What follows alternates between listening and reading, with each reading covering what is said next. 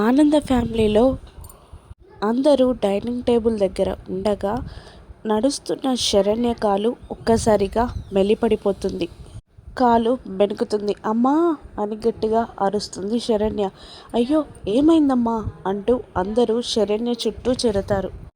ఆనంద శరణ్యని ఏమైందమ్మా అని అడగగానే ఉన్నట్టుండి కాలు మెలిపడిపోయింది అత్తయ్య, కాలు బెనికిందత్తయ్య అని శరణ్య అంటూ ఉండగా దర్శన్ కూడా దగ్గరికి వస్తాడు.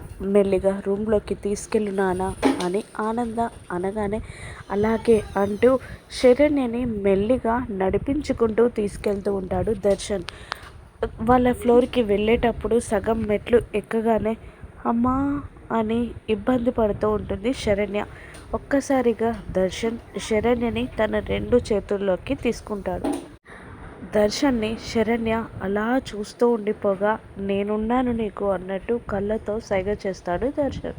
మెల్లిగా అలా తన 2 చేతుల్లో తన పెళ్ళాన్ని శరణ్యని ఎత్తుకొని తన రూమ్లోకి తీసుకెళ్ళి సోఫాలో మెల్లిగా కూర్చోబెడతాడు దర్శన్. కింద కూర్చొని తన కాలుకి బాంబ్ రాయబోతూ ఉంటాడు దర్శన్.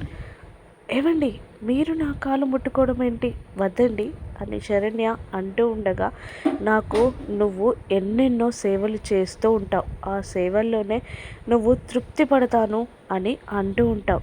నేను ఏమాత్రం చేయలేనా, నేను తృప్తి పడకూడదా అని అంటూ కింద కూర్చొని తన ఒళ్ళో శరణ్య పాదాన్ని పెట్టుకొని బాంబ్ రాస్తూ ఉంటాడు దర్శన్. అమ్మా అని అంటూ ఉండగా మెల్లిగా రాస్తానంటూ సైగ చేస్తూ మెల్లిగా శరణ్య పాదానికి బాంబ్ రాస్తూ ఉంటాడు దర్శన్.